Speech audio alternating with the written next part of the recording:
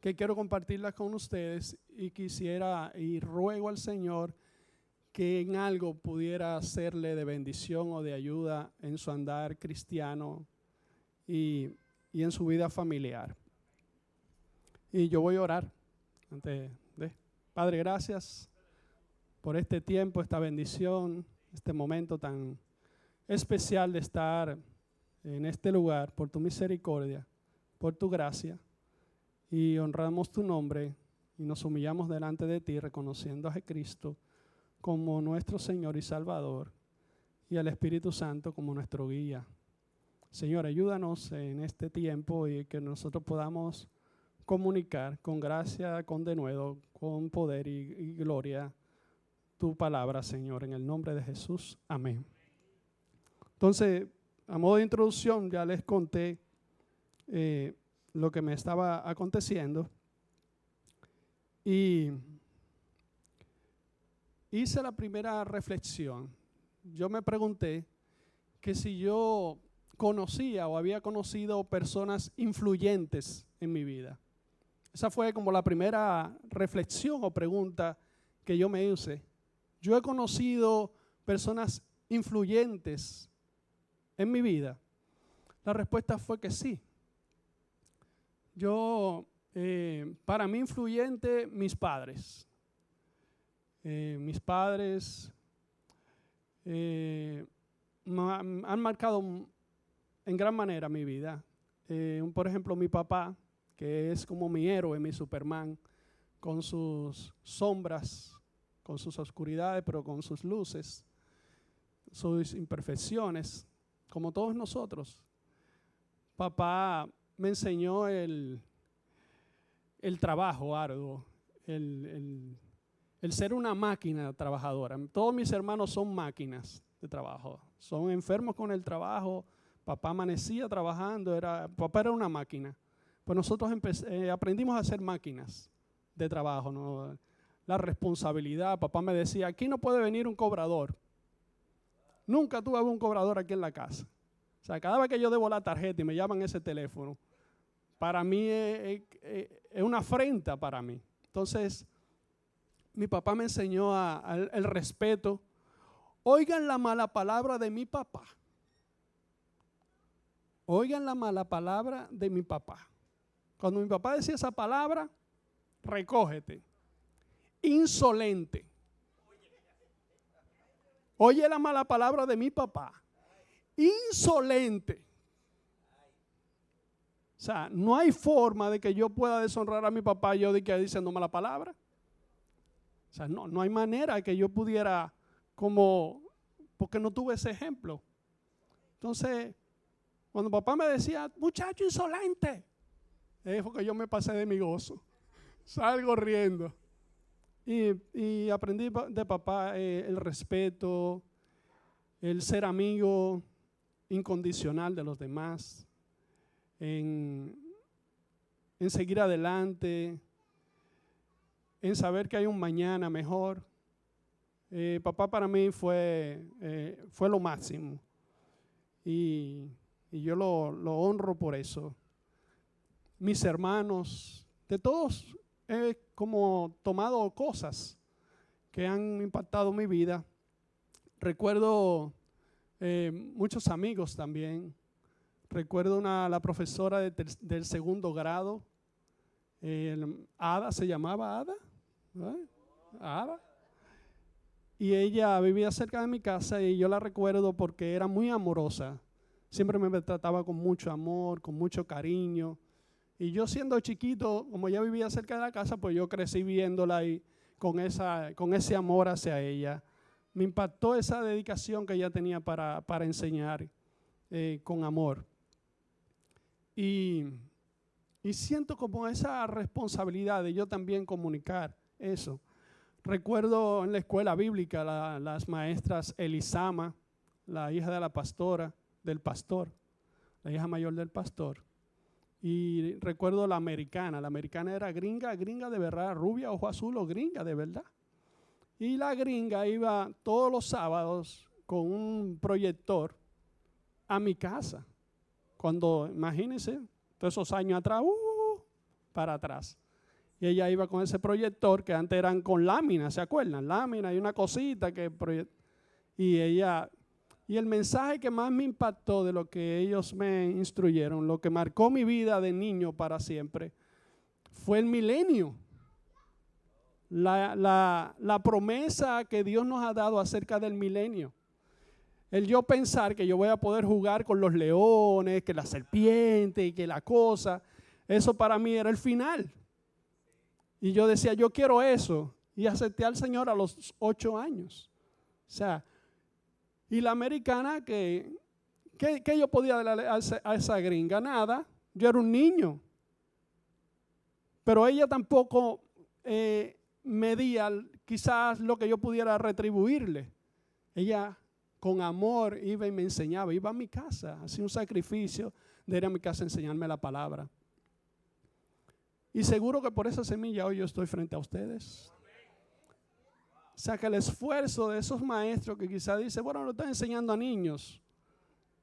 Eso es lo más valioso. Es una semilla que está ahí sembrada, que un día va a dar fruto digno de arrepentimiento. Es una honra el servir al Señor enseñándole a niños. Así que motívese a enseñarle a los niños.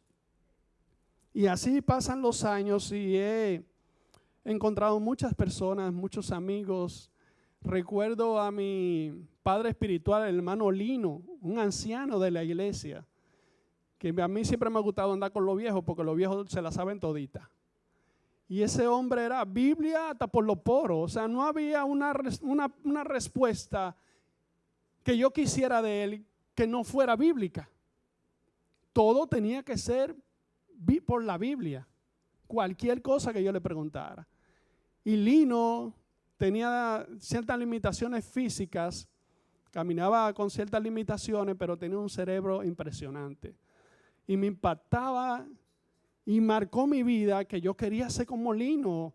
Esa Biblia tenía que, hasta por los poros, brotarme. Y honro a Lino tratando de imitarle en el conocimiento de las Escrituras, en tener que sea práctica la palabra en mi vida. Y recuerdo a los ancianos de la iglesia como protectores. Ellos me decían mi gallito. Yo andaba con todo lo viejo, todos los retiros, los sábados, en la mañana estaba yo en los retiros los sábados. En las actividades de los caballeros, ahí iba yo con los caballeros, para arriba y para abajo con los viejos míos. Y ellos me tenían como un niño. Bueno, la primera oportunidad en una iglesia me lo consiguió uno de esos viejos, que me decía, tú eres mi gallito y camina, vámonos. Y fuimos a una iglesia y prediqué como pude. Pero me felicitaba. Me motivaba a, no es como un hermano que una vez, ay Dios mío, el hermano no sabía el sacrificio que yo había hecho con venir a predicar. Él no sabe lo que yo pasé para yo poder estar predicando. Yo tenía una batalla terrible y oiga cómo él me recibió. Tan pronto bajé del púlpito. Mi hermano, un mensaje lleno de unción, pero sin estructura. ¡Qué motivación! Me impactó mi vida para siempre. Bajando del altar, sin saber todo lo que yo había pasado, Dios mío, que yo estaba era pariendo un muchacho. Y él sin saber. O sea, es duro. ¿Entiendes? Entonces, uno conoce personas que ha influenciado. Tengo aquí, por ejemplo, el pastor mío, Jacinto Pérez, de la Asamblea de Dios Central, un viejito. Él me agarraba y yo le decía, yo quiero ser como usted. Y me decía, camina. Un viejito chiquito, súper sabio, un tipo impresionante. Y él me llevaba a las casas y me enseñaba cómo orar en las visitas. Y un día, estamos en una visita y como yo soy el discípulo, ando atrás de mi viejito. Y él entra, está orando por las cosas y él dice, vámonos. Y yo arranco. Cuando él va a la puerta, él se devuelve y dice, ¿para dónde va? ¿Se va a ir sin orar? No se puede ir sin orar. Y ay, pastor, perdóname que sé yo cuánto. Y ve, tiene que orar cuando entra y cuando sale. Y esas cosas van marcando nuestras vidas. Y recuerdo a las ancianas de la iglesia, llenas de amor, algo impresionante. Me marcaron totalmente mi vida y las recuerdo con muchísimo cariño. Y tuve también personas aquí de mis pastores de aquí, de la casa, gente impresionante, gente aguerrida, gente apasionada por la obra, gente entregada al Señor, gente fiel, gente prudente, gente, una bendición. Entonces, cada uno de esos líderes que están aquí, que con uno sabe sus luchas y sus pruebas que pasan y están ahí y son fieles y siguen adelante, y tú lo ves adorando, lleno de problemas, adorando, con un lío, con un mal diagnóstico, una cosa terrible. Y yo veo, ¿y cómo es capaz de pararse a adorar? De verdad, serio. Esas son cosas que impactan a uno y motivan a uno. Pero también he conocido personas que son influyentes para otros, pero no para sí mismos. Que son capaces de anunciar, de proclamar, de convencer, de persuadir a los demás a que hagan cosas que ellos mismos no están viviendo. Están desconectados de esa realidad. Son como impostores, tienen como una careta delante de la gente, y uno lo ve mucho en las redes sociales. Y mucha de esa gente muchas veces lo que está es en depresión. Usted lo ve en los testimonios que ellos dan, que muchos de ellos no encuentran pareja, muchos de ellos lo tienen supuestamente todo, pero están vacíos. Porque la felicidad del hombre no consiste en la cantidad de bienes que el hombre posee, sino en Dios quien la da. Es Dios quien da la verdadera felicidad. Y esas personas están desconectadas de esa realidad. Yo le voy a leer 1 Corintios capítulo 9, versículo 27. Dice así: disciplino mi cuerpo como lo hace un atleta. Lo entreno para que haga lo que debe hacer. De lo contrario, temo que después de predicarles a otros, yo mismo quede descalificado. Nosotros tenemos que cuidarnos de nosotros poder estar predicando y anunciando y haciendo cosas para el Señor que nosotros no estemos viviendo. El evangelio debe ser práctico. El evangelio que yo proclamo debe ser real primero en mi vida antes de yo proclamarle a los demás. Y el apóstol Pablo nos da una alerta. No que yo lo he alcanzado, yo prosigo al blanco de su propio llamamiento, pero yo disciplino mi cuerpo. Yo tengo que tener disciplina espiritual. Porque quizás yo siendo heraldo, que soy el que más canta, el que más predica, el que más anuncia, el que más conquista, y el que más habla en lengua, el que más profetiza, cualquier cosa que usted quiera supuestamente espiritual. Sin embargo, tu vida, tu relación, tu intimidad con Dios está desconectada de lo que tú proclamas. Lo que tú vives y practicas cuando te bajas del altar es totalmente divorciado de lo que tú estás anunciando. Y el apóstol Pablo, para cuidarse de eso, dice: yo disciplino mi vida. Como un atleta que diariamente debe estar consciente de lo importante que es disciplinar su cuerpo para no ser heraldo para otros y él perderse. He aprendido eso. He visto el poder que ejerce el pecado en la vida de la gente. Cómo el pecado destruye, corroe. Señor, el pecado embrutece a la gente. Tú ves gente que son sabios humanamente y están atados por el pecado, por un pecado. Póngale el pecado que usted quiera, usted lo conoce. Y yo pensando en eso, siempre me acuerdo de Sansón. Sansón, usado por el Señor, ungido por el Señor con toda esa fuerza. Un bandido, buscando a la, ¿qué es lo que eran ellas? Ah, la filistea. Un bandido, un sinvergüenza. Y muchas veces encontramos personas dentro de la iglesia que son como Sansón, que le gustan su Dalila.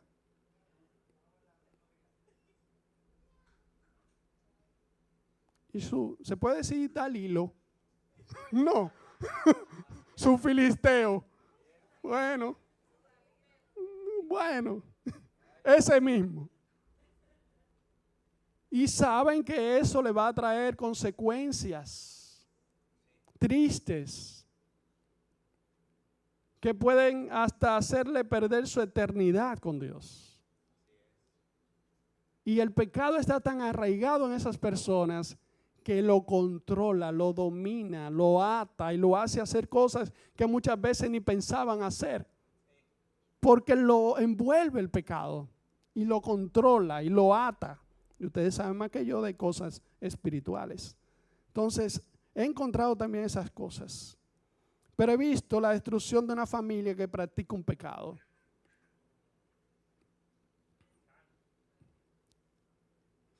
Ustedes le llaman las maldiciones generacionales, en algunos casos.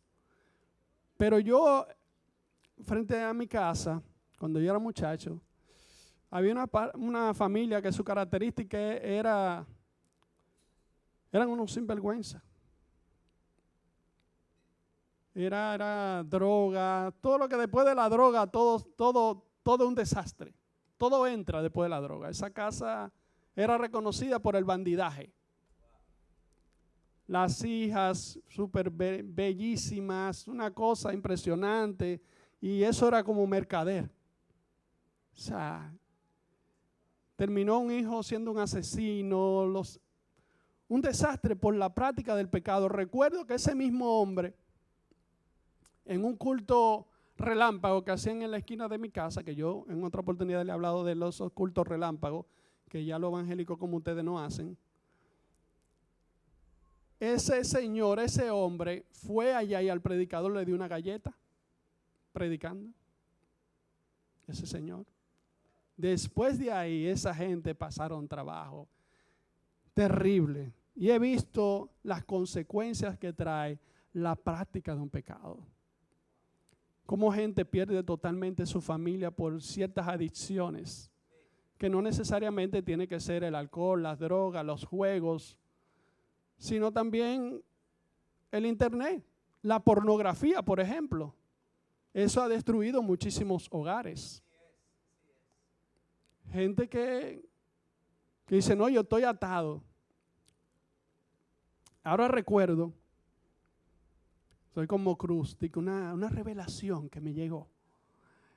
Ahora recuerdo una oportunidad, alguien que nos llamó a Celine y a mí, nos dijo que le habían recomendado que ella quería una consejería, era de otra congregación, y ella nos contactó.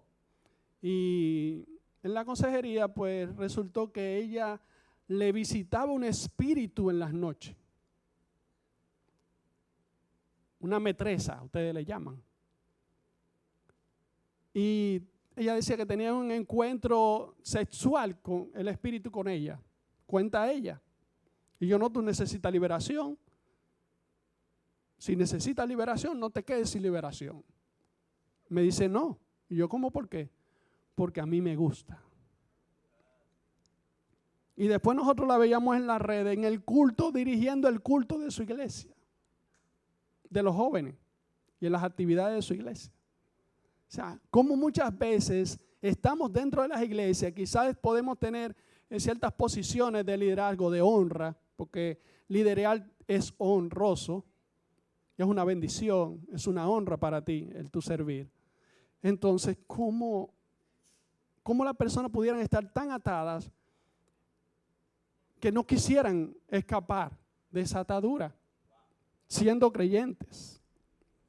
Hay que tratar todas esas cosas en nuestras vidas. Pero he visto la bendición de una familia que sirve a Cristo. Eso es lo máximo. Eso ya rompe todos los esquemas. Cuando todos servimos al Señor. Esas son las bendiciones más extraordinarias que nosotros como familia pudiéramos experimentar. La cantidad de beneficios que trae de una familia que sirve a Dios.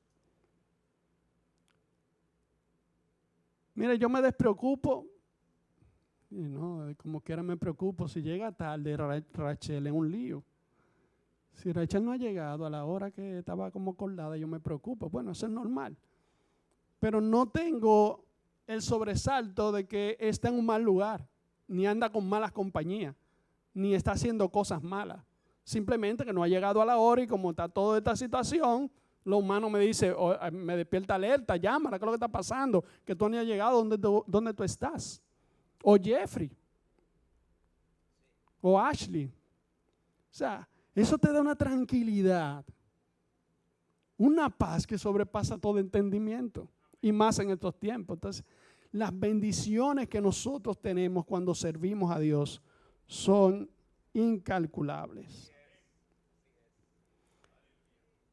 Estoy convencido que al final de tus días solo quedarán a tu lado tu familia y tus mejores amigos.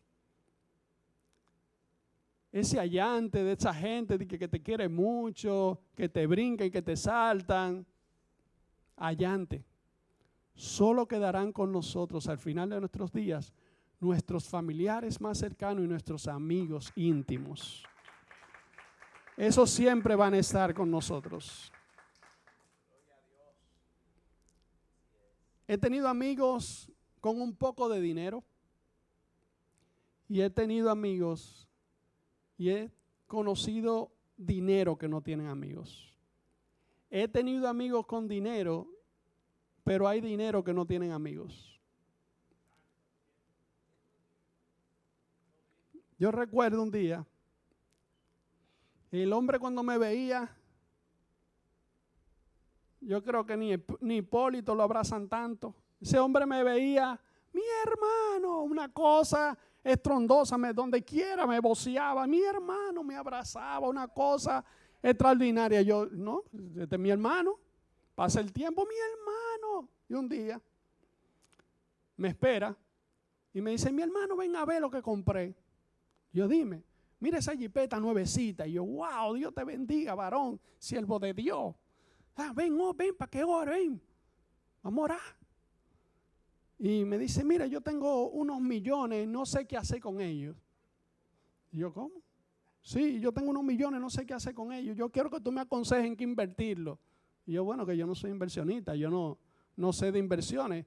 Ahora, yo tengo un amigo que sabe de inversión. Vamos a llevarte donde él. Y lo llevo, que es especialista en eso. Y bueno, él es especialista, hablen ustedes ahí.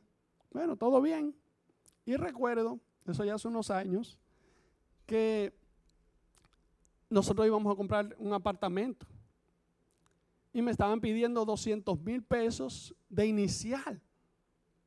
Y yo, mi hermano, mi amigo que tiene millones, él me acaba de decir que no sabe qué hacer con esos cuartos. Yo tengo un solar, le traigo los papeles y lo agarro y le digo, óyeme bien lo que te voy a decir. A mí me gusta la cosa clara. Óyeme bien lo que yo te voy a decir. Escucha mortal. Oye bien lo que te voy a decir. Me está pasando esto, quiero comprar un apartamento. En enero yo te pago ese dinero. Te voy a dar los papeles del solar y tú tienes una semana para responderme. Si tú me dices que no, amén, porque eso es tu dinero y además tú y yo somos hermanos. Pero piénsalo por una semana. A la semana tú tienes que darme respuesta porque tengo una gente esperando. Pasa la semana, pasan 2, pasa un mes. Al mes lo atrapo. Acá, dime, ¿qué pasó? Pues tú me dijiste que teníamos unos millones. Me dice, no, la hija mía se ocupó de esos cuartos y lo invirtió. No tengo un peso. Entonces hay dinero que no tienen amigos. No todo el que te abraza, que te dice, que te mima, que te quiere, está dispuesto a soltar su chelito con el único propósito de bendecirte. Hay mucho bultero en estos caminos. Y no quiero cansarles Yo quisiera hablar en lenguas y profetizarles. Pero estas cosas hay que como que detenerse a uno reflexionar. He conocido falsos amigos, pero he conocido también amigos fieles y verdaderos. Amigos que van a todas contigo.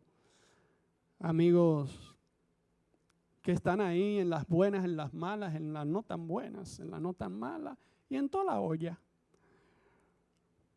Pero hay amigos que en verdad te aman, que te respetan, que te honran, que te admiran. He conocido esos buenos y grandes amigos que tengo. Conozco gente que son leales, pero también gente que no son leales. La lealtad me habla de fidelidad, de compromiso, de sacrificio, de persistencia, de unidad, de amor. Y hoy en día hace falta mucha lealtad. Lealtad a Dios en nuestras decisiones. Lealtad a Dios en todo lo que nosotros vamos a hacer. Lealtad a Dios en el compromiso que tenemos de servirle con todo lo que somos como seres humanos y como creyentes. El desleal es un bultero. El desleal, en la primera oportunidad, cuando viene el problema, es el primero que sale huyendo. El que no es leal, tú nada más tienes que esperar que venga el lío. De que venga el lío, el primero que va a salir huyendo es él. Y que te va a poner la excusa es él. Y el primero que te va a dar con el cuchillo también es él. El primero que va a hablar detrás de ti será el desleal. El que es leal siempre estará contigo a tu lado, aún en los momentos más difíciles. He conocido a los dos tipos de personas. He aprendido que el amor es como la fe. La fe sin obra es muerta. El amor se demuestra. El amor se siente. Tengo una descripción del amor en Corintios capítulo 3, en 13. 1 Corintios 3. 1 Corintios 13. Todo lo soporta, todo lo sufre, todo lo... Y si usted se da cuenta, las cosas que él está diciendo no son cosas materiales, son cosas que se sienten. Porque yo pudiera expresar o ser dadivoso o desprenderme de todo y no tener amor. Ya la parte de soportar, de humillarse, de sacrificarse, de aguantar, de tolerar, de esperar, de amar incondicionalmente, ya es de adentro, no es de afuera.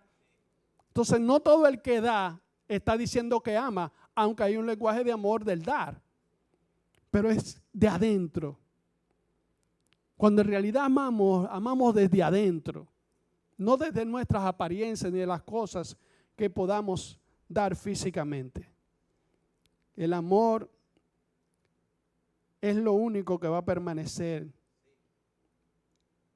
hasta que Cristo venga y vayamos a su presencia.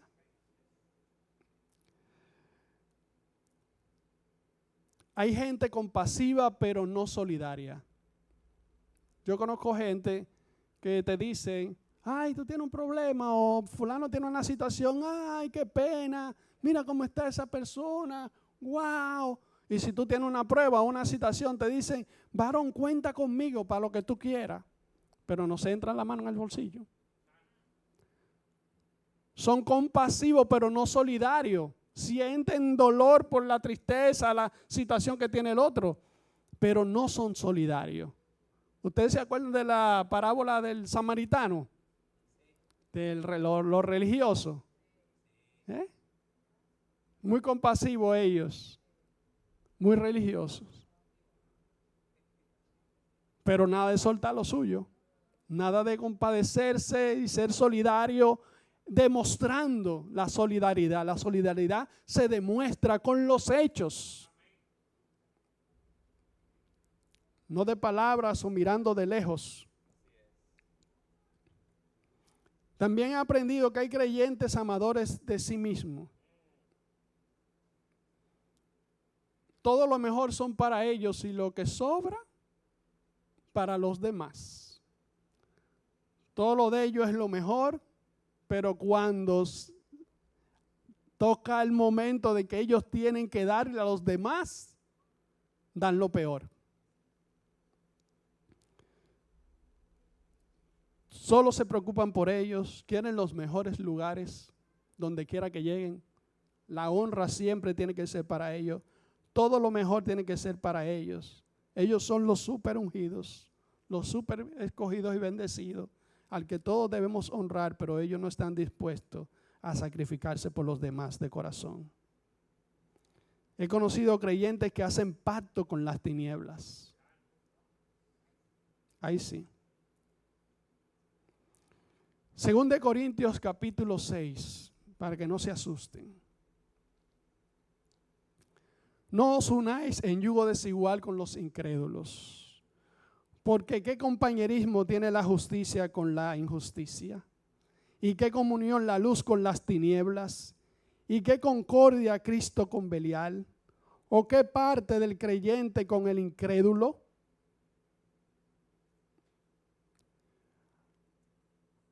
Hay como un virus. Tiene años, pero ahora está como fluyendo más. De creyentes, acuérdense de Sansón que le hablé ahorita, de creyentes buscando inconversos, uniéndose con las tinieblas, en yugo desigual. Porque en la iglesia no consiguen, se van al mundo a buscar lo que no se le ha perdido. Detrás de la carne y no del espíritu. Detrás del pecado. Y quieren justificar sus decisiones fuera de la palabra de Dios. Pero aquí dice la Biblia, ¿y qué concordia Cristo con Belial?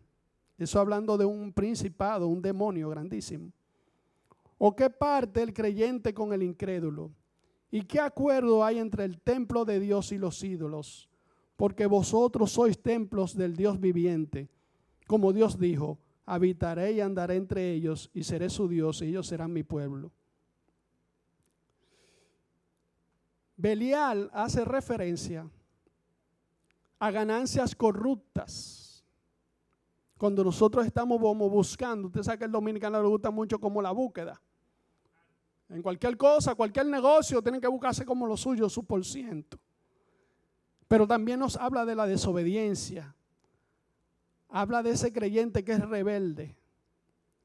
Habla de ese, le dicen que Belial es el señor del orgullo. ¿Se acuerdan de Satanás?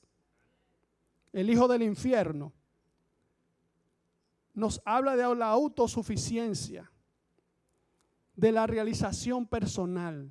Todas esas cosas son parte de la característica de creyentes que hacen pacto con las tinieblas.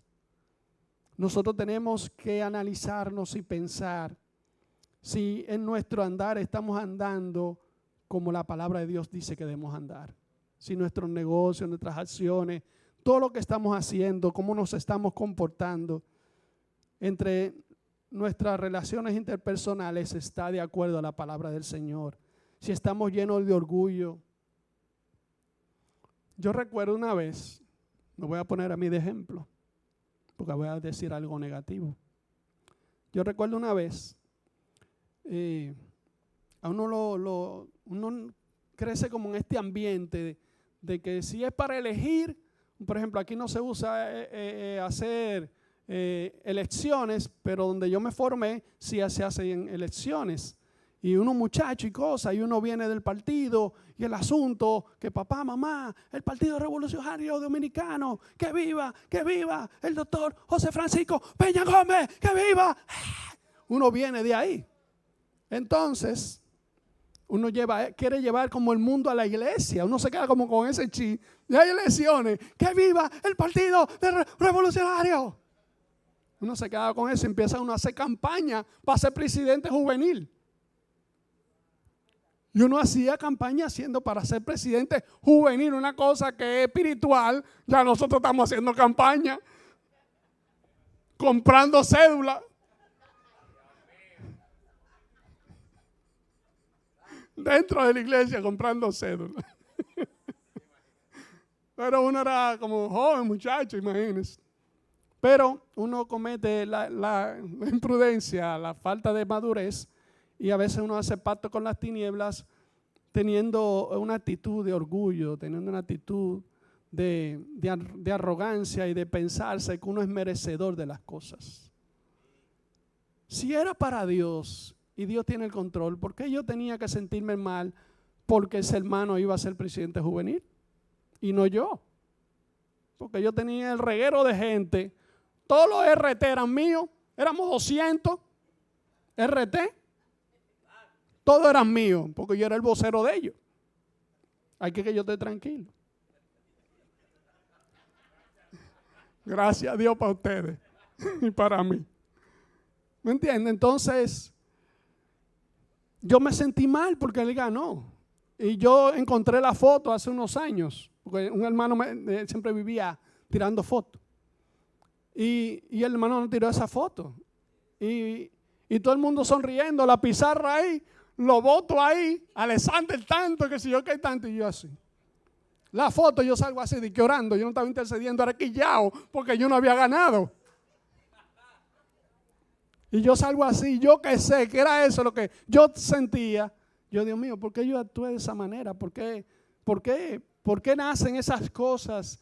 Porque las cosas nacen de nuestro corazón. ¿Por qué hay pleito entre vosotros? ¿Por qué hay disensión? ¿Por qué hay riña? ¿Por qué hay divisiones entre nosotros? Es del corazón de nosotros que salen esas cosas, porque tenemos pactos con las tinieblas.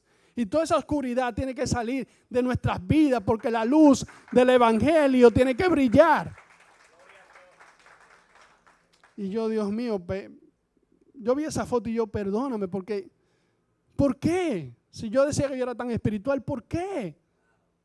No había necesidad de eso si era para el Señor. Después fui 2 veces presidente, cuando me arrepentí de mis pecados y dejé de comprar cédula. He visto la ausencia de la santidad. Señores, no se predica de la santidad. Eso es grave. Sin santidad nadie verá al Señor. La santidad tiene que primar en nuestras vidas, porque esa es una garantía de que hemos sido apartados, y esa santidad me habla que yo he sido preservado, apartado. Entonces las cosas que yo estoy haciendo deben ser medidas a través de la Escritura. Yo no puedo hacer pacto con las tinieblas, que no la puedo hacer aunque me esté muriendo del deseo, que está buena, que está bueno, que se ve bien, que esto es así, olvídese.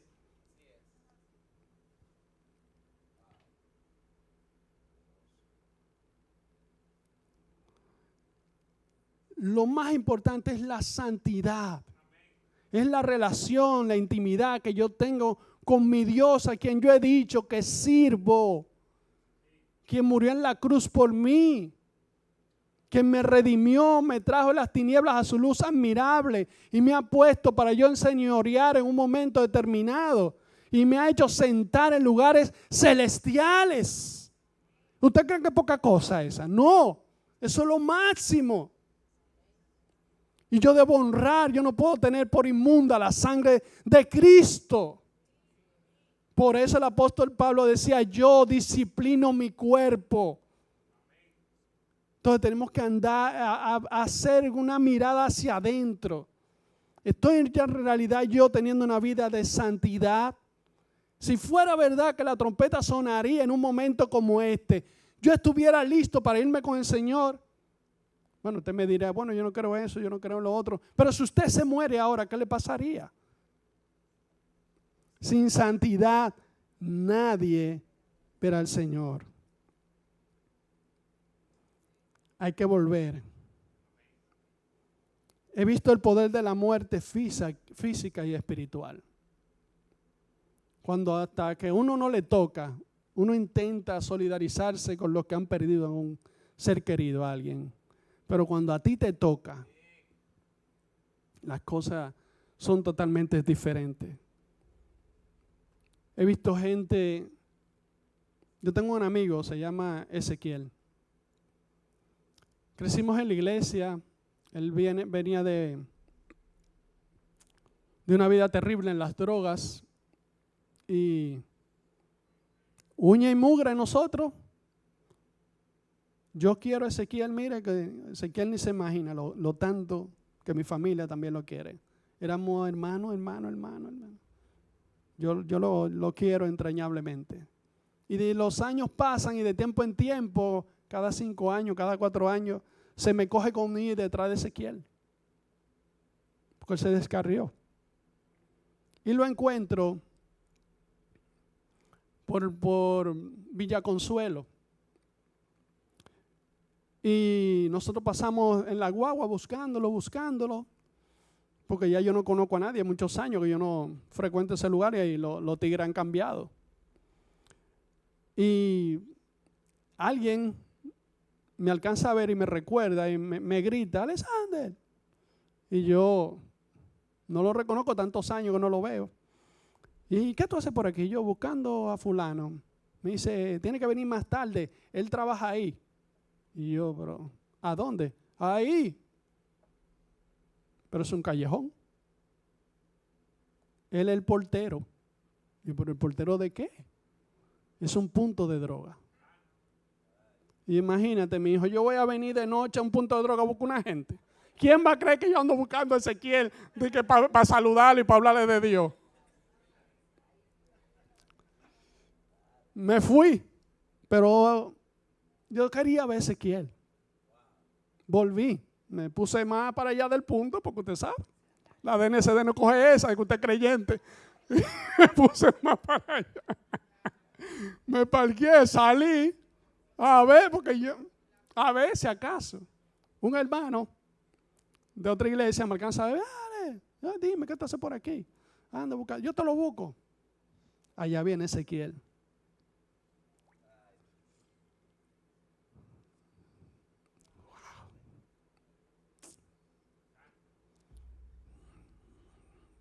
Señor, el pecado es una cosa terrible. El pecado es una cosa, las ataduras son terribles, hermanos. Yo lo abracé.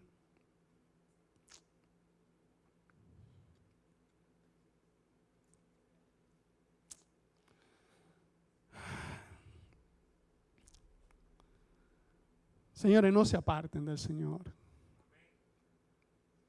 No hay lucha, ni la muerte, ni principado, ni potestades, ni lo alto, ni lo profundo. No hay diablo, no hay enfermedad. Oiga, póngale el nombre que usted quiera de cosas malas. Nada nos podrá separar del amor de Dios que es en Cristo Jesús, Señor nuestro. Pero he experimentado el poder de la vida espiritual, he experimentado el poder del Espíritu Santo, restaurando, sanando, libertando, restaurando familia, restaurando corazones. He visto gente que llegan totalmente destruida y verlas limpias, bonitas, restauradas, bendecidas, casadas, con hijos, con familia, bendecida, con luchas, con pruebas, pero bendecido, con luchas, con pruebas, pero de pie, sirviéndole al Señor. Yo he visto el poder de la vida reflejada en la gente. Yo he experimentado el poder de la vida en mi propia vida. El poder de Dios transformando. Y ese poder y esa bendición de esa vida espiritual es tan impactante que es capaz de producir alegría en los cielos. Lucas 15:7. De la misma manera, hay más alegría en el cielo por un pecador perdido que se arrepiente y regresa a Dios que por 99 justos que no se han extraviado. Oigan lo impactante que es el arrepentimiento, que genera gozo, alegría en los cielos. La decisión que yo tomé esa vez produjo alegría. Y si tú no conoces al Señor, tú puedes producir alegría esta noche, arrepintiéndote, convirtiendo, reconociendo tus pecados y viniendo al dador de la vida, Jesucristo. Esta noche es tu noche de salvación. He conocido falsos creyentes que se hacen pasar por creyentes y no lo son. He conocido personas que intencionalmente distorsionan las escrituras. Hay montones por las redes. Cuidémonos de lo que estamos consumiendo, hermanos. Hay que cuidarse de lo que estamos consumiendo. ¿Con qué te estás alimentando espiritualmente? ¿A quién estás escuchando? ¿Qué fábulas estás escuchando? ¿Qué distorsión de las escrituras estás escuchando? Concéntrate tú en tener tu propio encuentro con Dios y no consumas tantos mensajes enlatados. Ten tu propio encuentro con la palabra de Dios diariamente. He conocido impostores de la fe. Segunda de Timoteo capítulo 3. Le dice traidores, impetuosos, infatuados, amadores de los deleites más que de Dios, que tendrán apariencia de piedad, pero negarán la eficacia de ellas. A estos evita. He visto enajenados mentales que dan buenos consejos. Un día me toca ir al centro psiquiátrico, en aquel entonces le llamaban el 28. Porque será porque queda en el 28, supongo, pero el centro psiquiátrico. Y yo estoy ahí con mi Biblia, andábamos haciendo una visita por una hermana que había tenido una situación y la habían internado allá. Y fuimos, y yo estoy así, pero mosca pues, con toda esa gente que está medio traqueteada. Y ya se me acercan muchos y me están pidiendo pesetas y cosas. Y yo me subí en un banco. Pero yo estoy chivo porque yo no sé ni reprenderlo o hacer qué. Y yo estoy ahí y se aparece una muchacha. Para allá, te puyo, para allá. Y como los cacos negros de antes, me limpió. Y yo no, te la probó. Esta es la que controla aquí.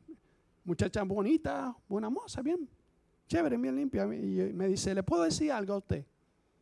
Y yo, sí. ¿Le puedo dar un consejo? Sí. Nunca pierdas la mente. Eso se me quedó para toda la vida.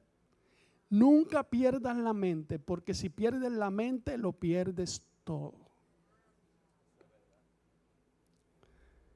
Por eso hoy en día se habla tanto de la salud mental.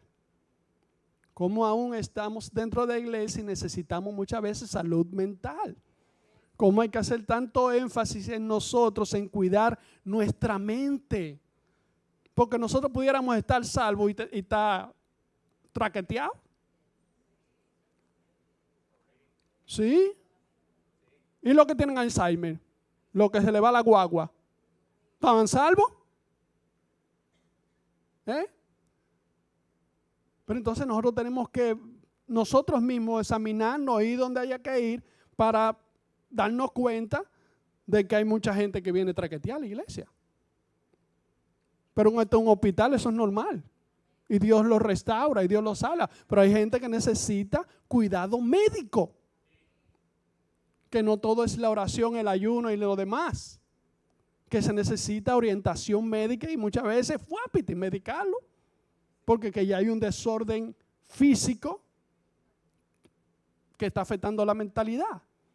Es tanto así que muchas veces, bueno, aquí hay expertos en eso, pero yo no. Yo digo de mi testimonio. Yo lo que sé es que si me falta quizá alguna vitamina o algo, algún componente en mi cuerpo, el tutú se desubica.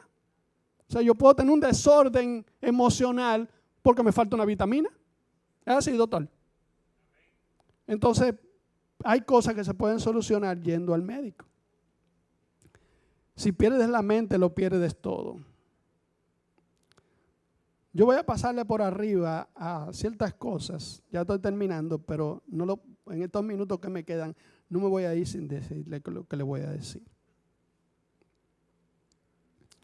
Aprendí que el mayor bien es la salvación de mi alma para la vida eterna. Estoy totalmente convencido de eso. Primera de Juan capítulo 5, versículo 13.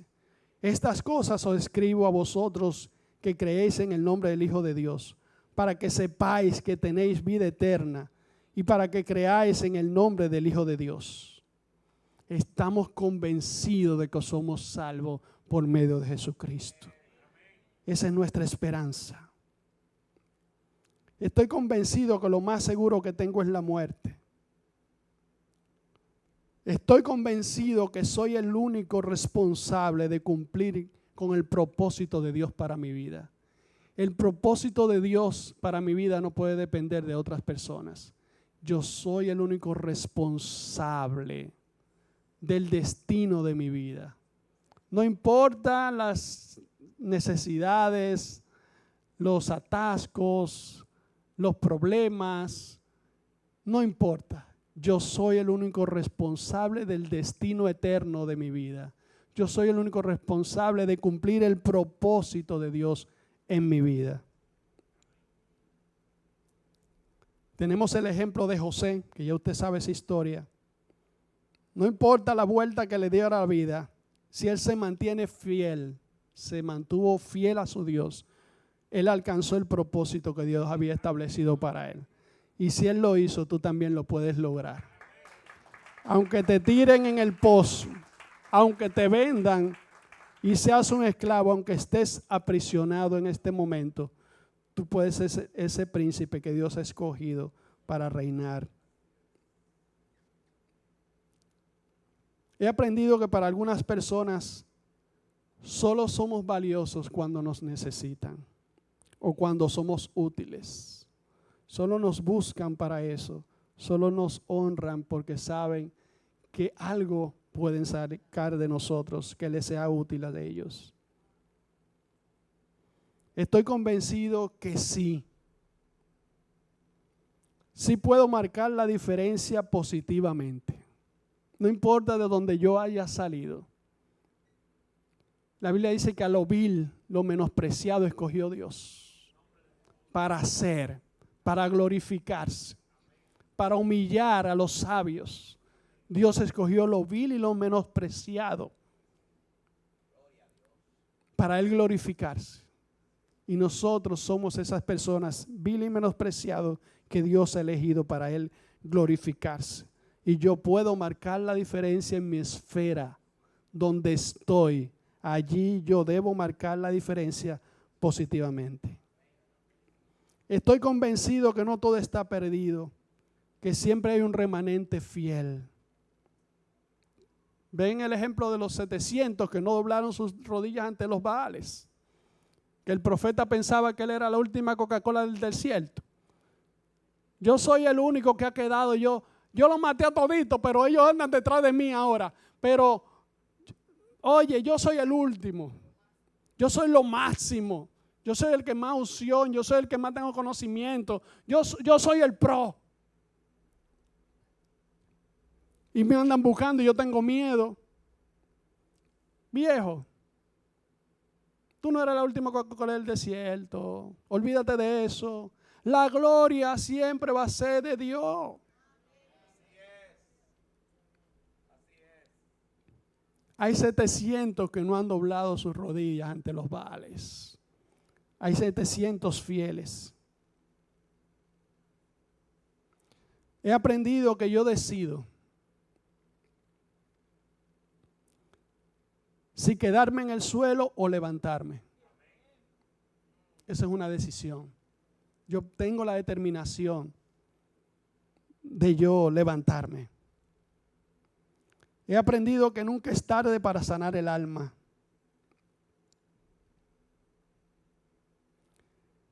He vivido el poder de la oración. Piense usted en esos momentos en que usted ha orado y la oración ha dado ese resultado tan poderoso. Piense en un testimonio personal. He aprendido en el poder transformador de la palabra de Dios. Porque esa palabra tiene vida, nos redarguye, nos exhorta, nos reprende, nos corrige, nos vivifica, nos da vida, nos da esperanza, nos da consuelo, nos da aliento, nos da poder y autoridad, me limpia. He conocido el poder del Espíritu Santo, poder que restaura, que vivifica, que levanta, que nos capacita, que nos envía, que nos empodera, que se manifiesta y que está presente aún en su iglesia. Reconozco que Dios siempre tiene el control.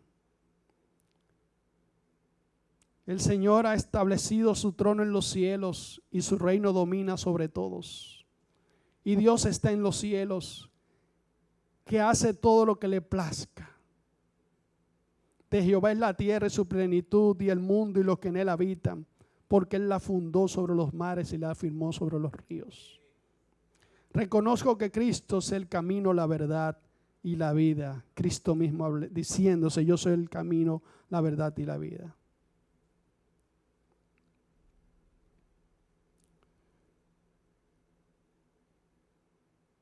He visto justos derribando fundamentos.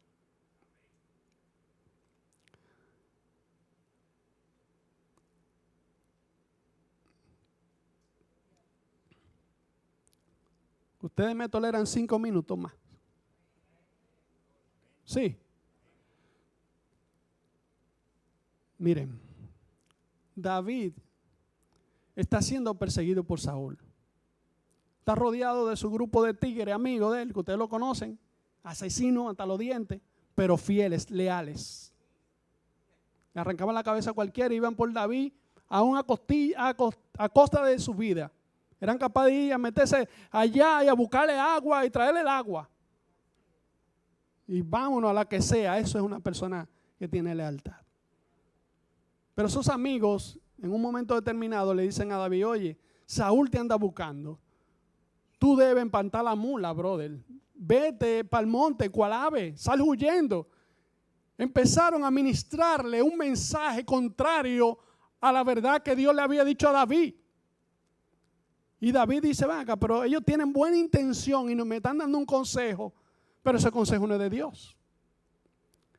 Y le están diciendo: oye, corre cual ave, sal corriendo, vete, que David te andan buscando. Y ya, oye, en ese reino no queda nada. Los fundamentos han sido destruidos. No hay moralidad, no hay nada. ¿Qué es lo que tú quieres de estar reinando? ¿A reinar detrás de qué? Si ahí no queda nada. Y ese viene el texto que dice: si los fundamentos fueren destruidos, ¿qué ha de hacer el justo? Y David lo que le dice: yo tengo mi confianza en Jehová.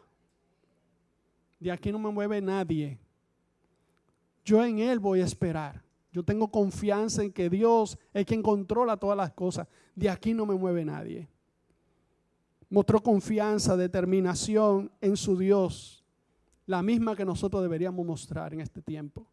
No importa que la inmoralidad, no importa que las situaciones sean adversas, debo estar seguro de que mi confianza es en Jehová de los ejércitos, que Él no se ha movido de su trono y tiene todo el poder para hacer lo que ha de hacer, y Él lo va a hacer. Pero lo triste es cuando los llamados justos son los que derriban los fundamentos. Que lo derribe un impío, eso es normal.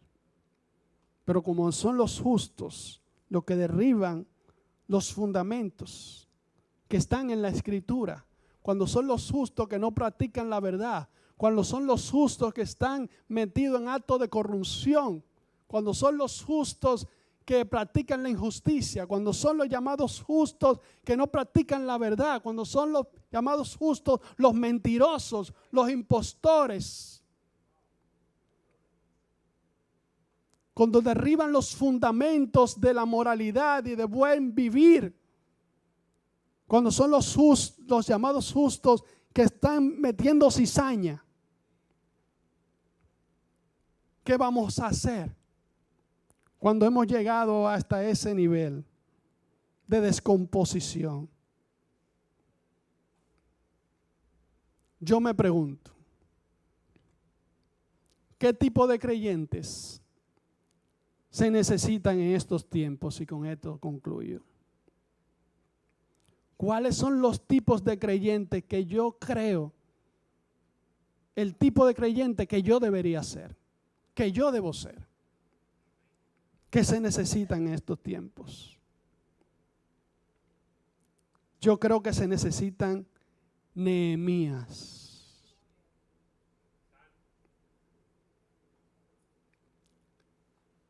Nehemías capítulo 1. Se lo voy a leer porque la palabra no tiene desperdicio. Y para eso vinimos. Después le profetizo. Palabras de Nehemías, hijo de Malaquías. Él empieza a contar su experiencia cuando los muchachos amigos de él vienen de Jerusalén y vienen con el testimonio de allá de cómo está Jerusalén, y él le va a preguntar, díganme cómo está Jerusalén, cómo están los que pudieron escapar de la cautividad y están allá viviendo. En ese contexto es que viene este texto. Y les pregunté por los judíos que habían escapado, que habían quedado de la esclavitud, y por Jerusalén. Y me dijeron, el remanente, los que quedaron de la cautividad allí en la provincia, están en gran mal y afrenta, una vergüenza. Y el muro de Jerusalén derribado y sus puertas quemadas a fuego. Cuando oí estas palabras, me senté y lloré. E hice duelo por algunos días. Y ayuné y oré delante de Dios de los cielos. Hermanos, después de la pandemia, que nos encerraron y cerraron las iglesias, después de ahí la vida nunca ha sido la misma. Para el pueblo de Dios, no estoy hablando nada más de esta congregación, es para el pueblo de Dios, jamás ha vuelto a ser lo mismo. Miles y miles de iglesias jamás abrieron. Miles de creyentes jamás han vuelto a aparecer por las iglesias que le vieron nacer. Muchísima gente, usted ni sabe dónde están. Si están vivas, si están muertas, no importa. Jamás se han vuelto a dejar ver. Es como que los cimientos de sus vidas han sido destruidos. Es como que las puertas de su alma han sido quemadas por el enemigo. Y Nehemías está escuchando la condición espiritual que existe después de la pandemia. Que ya no somos los mismos. Ya no hay ese fuego que había en nuestras vidas antes de aquel evento. Ya no ni nos parecemos. Ya no somos ni lo que éramos. Ya no nos comportamos de la misma forma. Ya ni nos amamos como antes nos amábamos. Ya no somos tan solidarios, ni tan presentes, ni tan amables. Es como que no han quemado nuestros muros y nuestras puertas. Es como que estamos destruidos internamente. Y Nehemías está escuchando eso. Y la actitud de él es de lloro, de arrepentimiento, de dolor. Y nosotros viendo lo que está aconteciendo, ¿cuál ha sido nuestra actitud? ¿Cuál ha sido nuestro comportamiento? Como que nada está pasando. De verdad, serio. Tú te vas a hacer como que nada está pasando. Nehemías lloró. Es que nos tiene que doler lo que está pasando en el pueblo de Dios. Nos tiene que doler. Es que nos tiene que doler si no importa el evangelio. Cuando oí estas palabras me senté a llorar. Hermanos, y yo empecé a llorar. Leyendo esto, yo empecé a llorar. Porque es que no es posible que estemos como indiferentes, que nos hemos adaptado a las condiciones, a las situaciones y como que nada más. Él dice que hizo duelo por algunos días y ayunó y oró delante de Dios de los cielos. Y dijo, Te ruego, Jehová, Dios de los cielos, fuerte, grande y terrible, que guarda el pacto y la misericordia a los que le aman y guardan sus mandamientos. Esté ahora atento tus oídos y abiertos tus ojos para oír la oración de tu siervo, que hago ahora delante de ti día y noche por los hijos de Israel, tus siervos, y confieso los pecados de los hijos de Israel que hemos cometido delante de ti. Sí, yo y la casa de mi padre hemos pecado y en extremo nos hemos corrompido contra ti y no hemos guardado los mandamientos, estatutos, preceptos que diste a Moisés tu siervo. Acuérdate ahora de la palabra que diste a Moisés tu siervo diciendo: si vosotros pecareis, yo os dispersaré por los pueblos. Pero si os volviereis a mí y guardareis mis mandamientos y los pusiereis por obra, aunque vuestra dispersión fueste hasta el extremo de los cielos, de allí os recogeré y os traeré al lugar que se llama la Chequina, que escogí para hacer habitar allí mi nombre. Ellos pues son tus siervos y tu pueblo, los cuales redimiste con tu gran poder y con tu mano poderosa. Te ruego, oh Jehová, esté ahora atento tus oídos a la oración de tu siervo y la oración de tus siervos que desean reverencia a tu nombre. Concede ahora tu buen éxito a su siervo y dale gracia delante de aquel varón, porque yo serví de como copero del rey.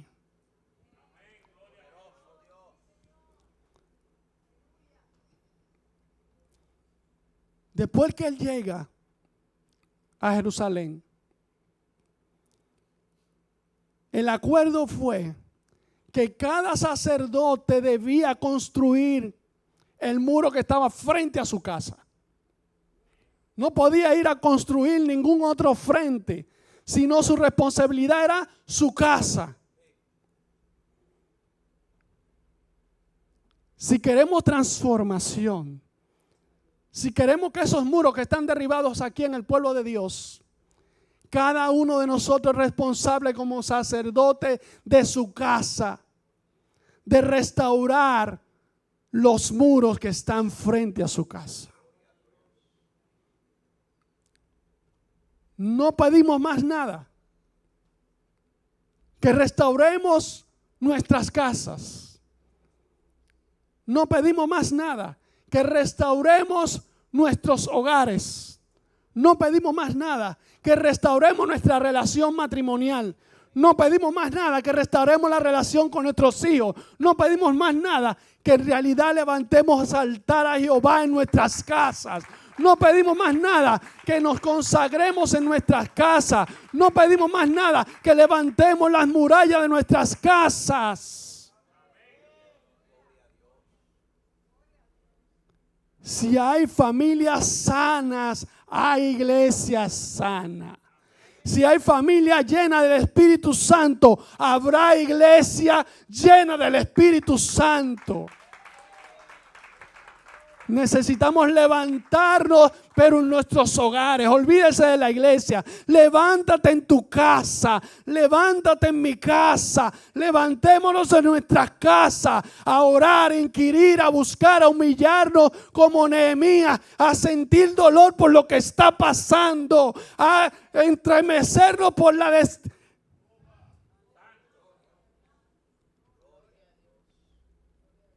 Parecía uno de estos evangélicos de ahora que cortan la palabra. No sabemos por qué.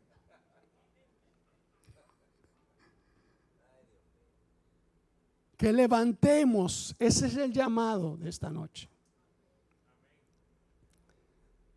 Póngase de pie. Ya acabé. Ya parí. Nació el muchacho. El llamado es la invitación que yo les hago. Que juntos seamos los Nehemías de nuestras casas. Los Nehemías de esta iglesia, porque esta es tu iglesia, esta es mi iglesia. No es otra, es esta. La que me tiene que doler es la mía. Las murallas que yo debo levantar son las de mi casa. Las puertas que tengo que restaurar son las de mi iglesia. Deje las otras allá, ore por ellos. también, pero ore usted por la suya, restaure usted su responsabilidad, y mi responsabilidad es levantar los muros de esta casa. No podemos seguir indiferentes a lo que está pasando. Es tiempo que nos levantemos como Nehemías y restauremos este frente de esta casa.